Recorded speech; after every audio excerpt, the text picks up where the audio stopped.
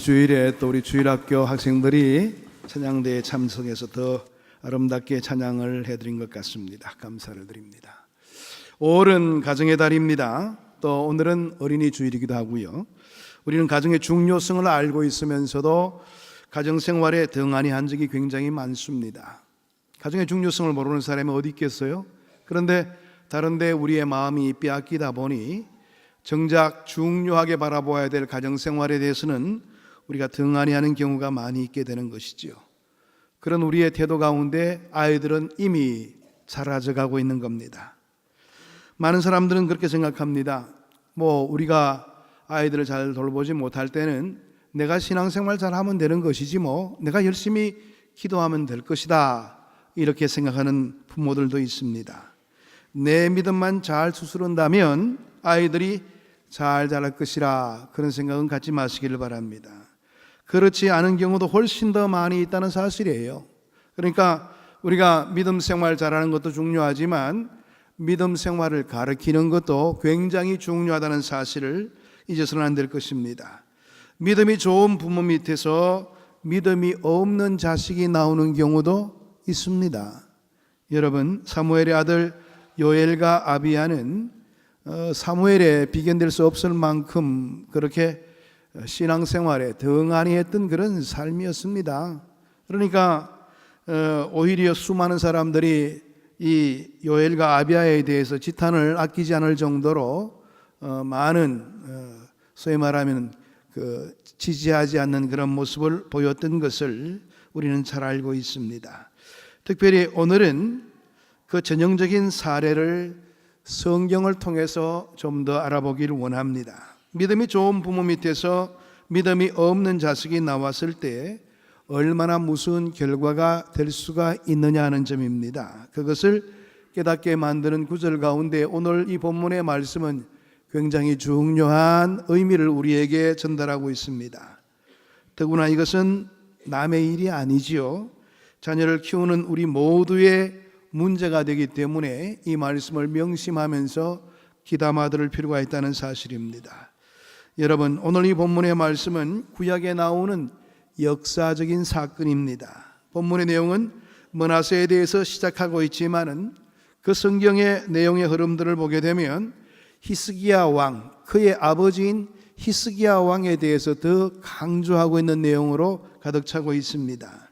히스기야는 유대의 13대 왕으로서 분열된 이스라엘의 남유다를 29년 동안 다스렸던 왕이었습니다. 탁월한 믿음을 소유했던 그는 다윗왕 이후에 약 300년 만에 처음 등장한 믿음이 좋은 왕이었습니다. 그는 왕이 되자마자 종교개혁을 실시를 해서 하나님 앞에서 범죄했던 백성들을 다시 하나님의 품으로 인도하는 그런 특별한 일들을 많이 감당했습니다. 뿐만 아니라 하나님이 미워하시던 갖가지 더러운 것들을 유대나라 노처에서 추방하는 그런 단호한 모습을 보이기도 했지요. 히스기야 왕은 이런 선정을 베풀어서 백성들로부터 존경을 한 몸에 안게 되는 그런 특별한 왕이었습니다. 히스기야가 세상을 떠나게 되었을 때에 새로운 후계자가 그의 뒤를 이어서 등극하게 되었는데요, 그의 12살 난 아들 므낫세가 왕위를 이어받았다. 오늘 이 본문의 말씀은 그렇게 시작하고 있습니다. 그런데 므낫세가 즉위하자마자 엄청난 이변들이 속출하고 있습니다. 그가 하나님 앞에서 악을 행하기 시작했다는 사실입니다.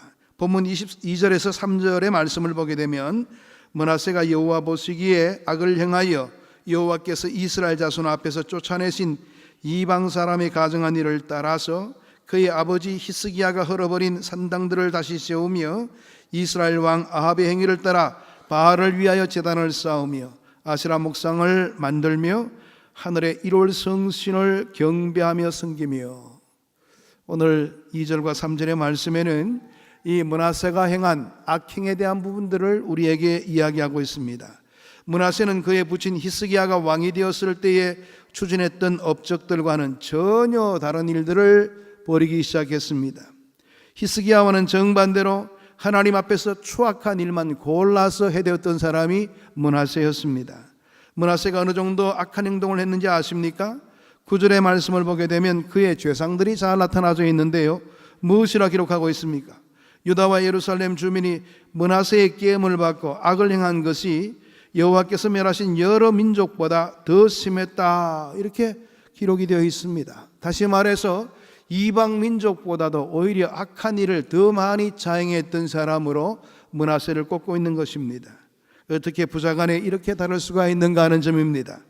히스기야는 아들 하나 잘못 키운 탓으로 나라를 망치는 주역이 되고 말았습니다. 물론 므낫세가 말년에는 회개하고 종교개혁 운동을 일으키기도 했지만은 그 결과는 그리 크게 나타나질 않았습니다.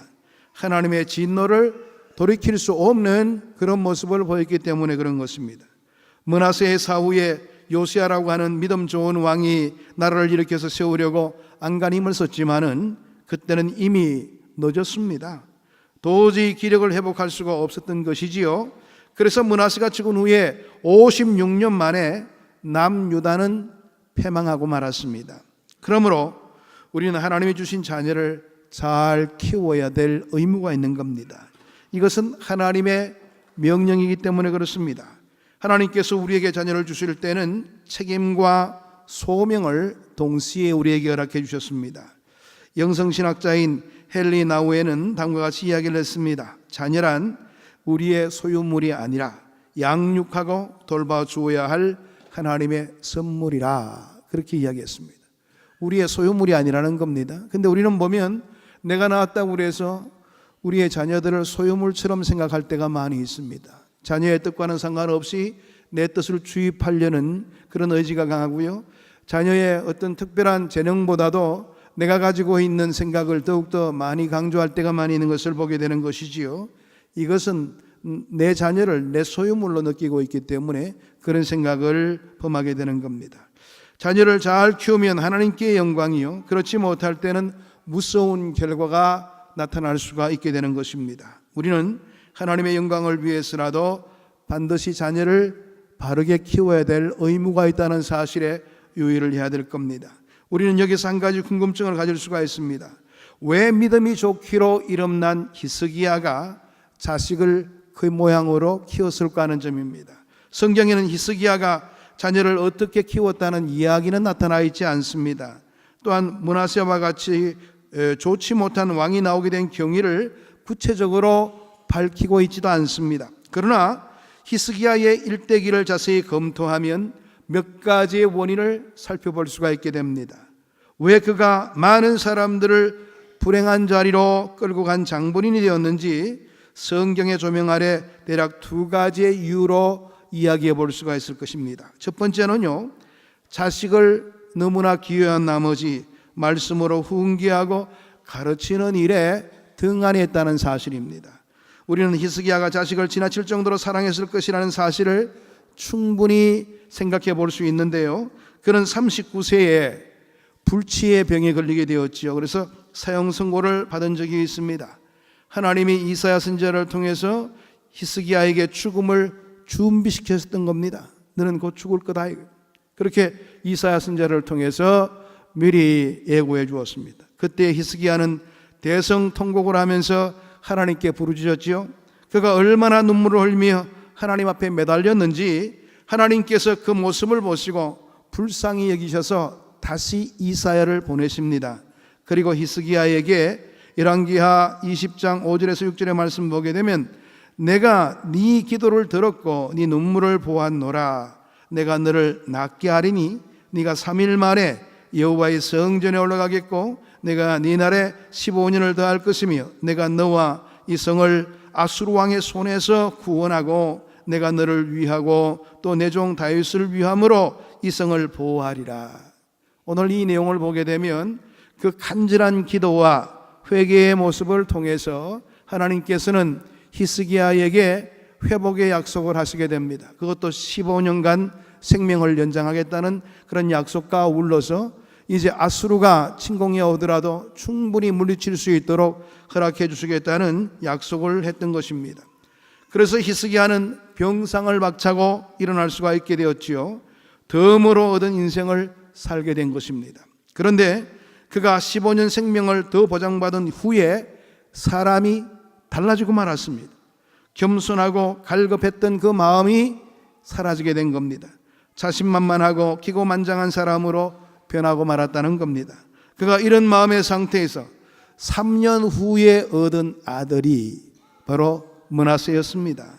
다시 말해서 히스기야의 나이에 42세에 얻은 아들이 므낫세였다는 것입니다. 그러니까 그가 죽을 때까지 12년 동안 므낫세를 슬하에 두고 양육하게 된 겁니다.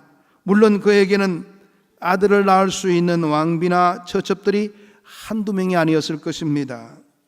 그런데도 가장 늦게 낳은 므낫세를 황태자로 임해서 그를 왕으로 세운 것을 보게 되면 그가 얼마나 므낫세를 총애했던가 말이에요.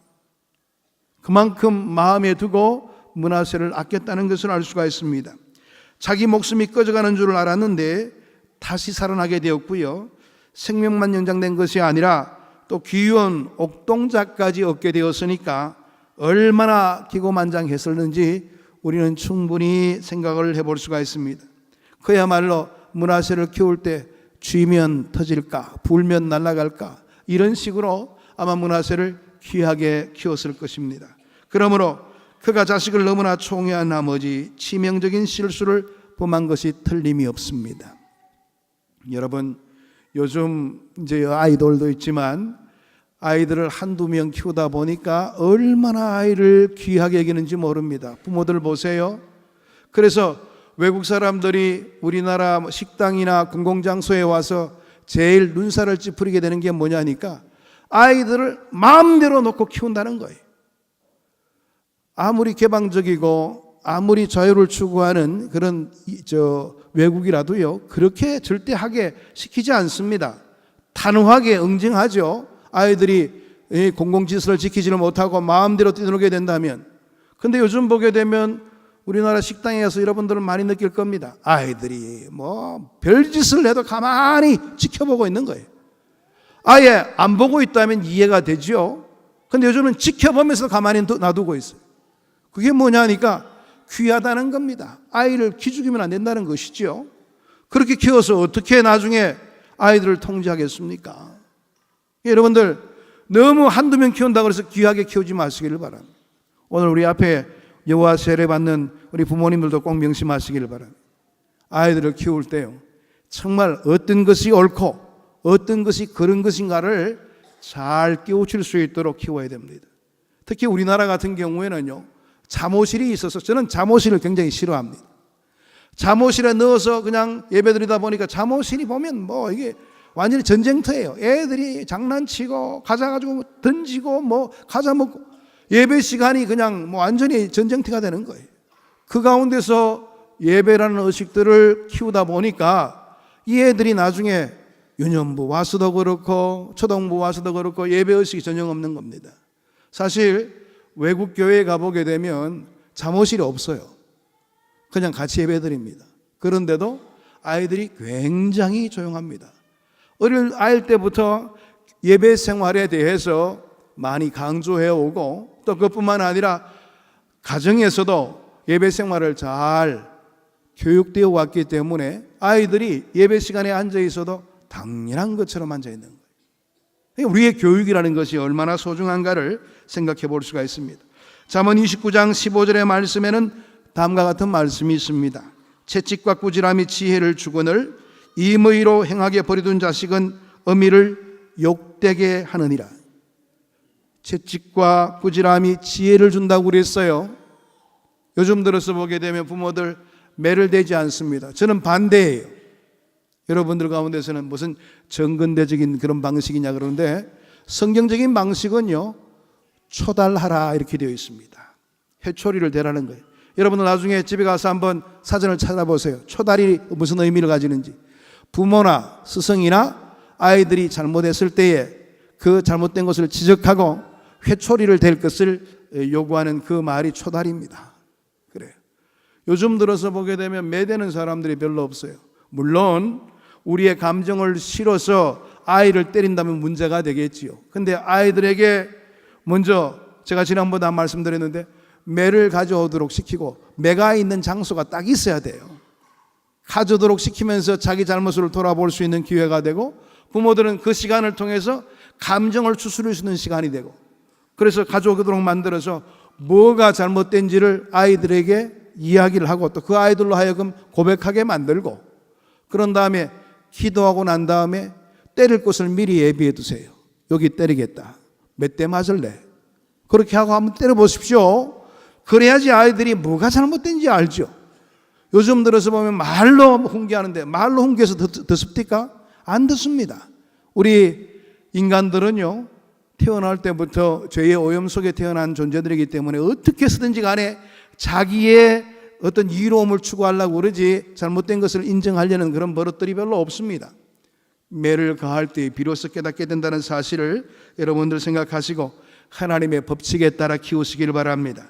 오늘 만일 이 므낫세가 어려서부터 성경 말씀대로 제대로 배웠다면 그가 그렇게 무자비한 행동을 했을 리가 없는 것이지요.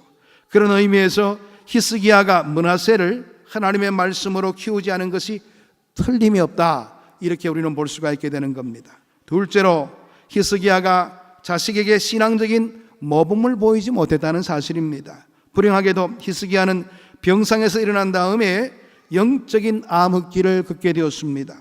하나님의 은혜로 병이 나았고 하나님의 은혜로 15년의 인생을 연장했음에도 불구하고 이전보다도 더 하나님을 섬기려 하기보다는 히스기야는 오히려 자기의 길을 걷고 있는 그런 모습을 보이고 있습니다. 그 반대 방향으로 가고 있다는 겁니다.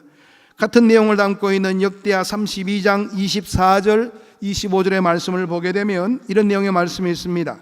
그때 히스기야가 병들어 죽게 되었으므로 여호와께 기도하며 여호와께서 그에게 대답하시고 이적을 보이셨으나 히스기야가 마음이 교만하여 그 받은 은혜를 보답하지 아니하므로 진노가 그와 유다와 예루살렘에 임하게 되었더니, 히스기야처럼 하나님의 은혜를 받은 사람이 그 은혜의 감격이 식어지게 되었을 때에 영적으로 잘못되는 것은 순식간입니다. 히스기야는 하나님 앞에 교만했기 때문에 불행한 삶을 살 수밖에 없었던 것이지요.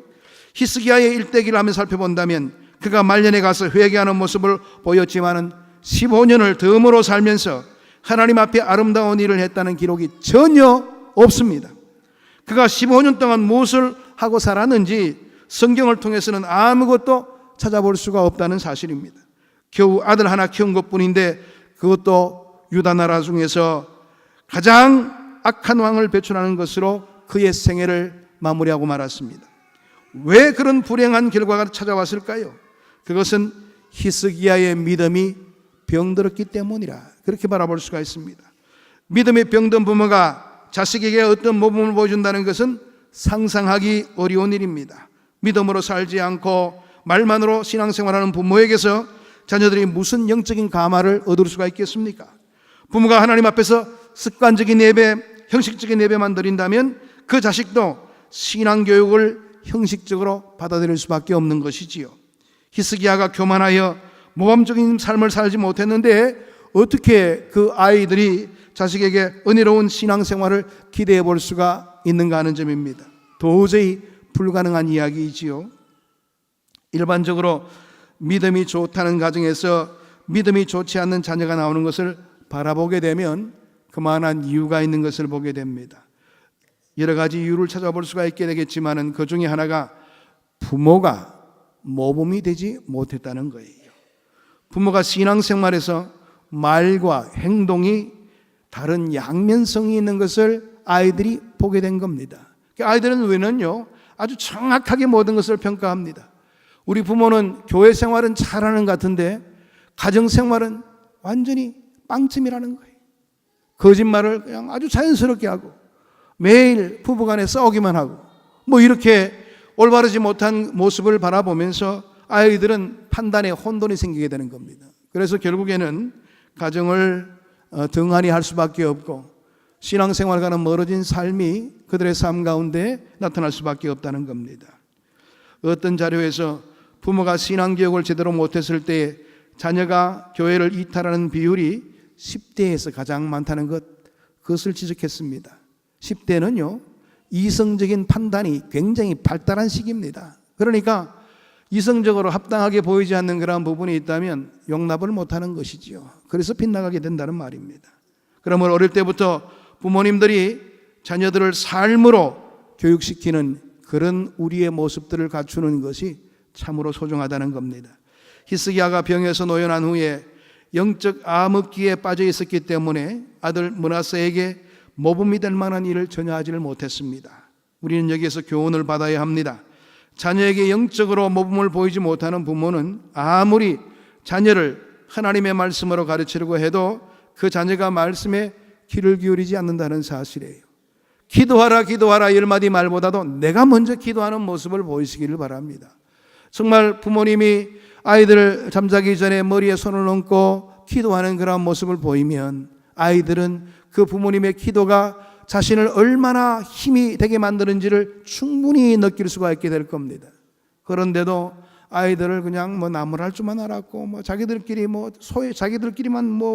관심이 있어서 모든 것을 감당했었지 아이들에게 관심을 보이지 못한 그런 부모들이 있다면 결국에는 아이들이 부모와 멀어질 수밖에 없다는 사실입니다. 우리는 지금까지 히스기야가 자식을 잘못 키운 원인을 2가지 내용으로 알아보았습니다. 이 2가지가 다 나의 문제는 아닌지 우리는 모두 스스로 자신을 돌아보아야 될 것입니다. 자녀를 하나님보다도 더 높이고 있지는 않은지, 자녀에게 모범을 보이지 못하는 큰 잘못을 범하고 있지는 않은지 겸허하게 하나님 앞에서 반성하고 기도해야 될 것입니다.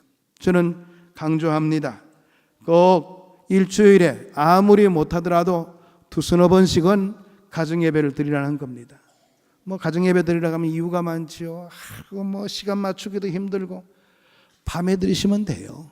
자기 전에 다 모여가지고 드리면 돼요. 여러분들 왜 자기 전에 모이지를 못합니까? 그때는 다 모일 것 아니에요. 그래서 기도하고 잠을 자면 얼마나 좋을까요? 아이들에게 예배의 소중함을 가르쳐 키우시기를 바랍니다. 그래야지 나중에 이 아이들이 커서도 예배의 소중함을 깨달을 수가 있어요. 하나님 말씀을 제대로 들으려고 합니다. 그러니까 여러분들이 그런 삶에 있어서 모범을 보일 수 있는 부모가 되기를 원합니다. 여러분, 히스기야가 범했던 실수를 우리가 다시 반복해서 자행하는 그런 잘못들을 범해서는 안 될 것입니다. 모세와 같은 자식을 우리 가문에 배출하는 비극이 없도록 노력하시기를 바랍니다.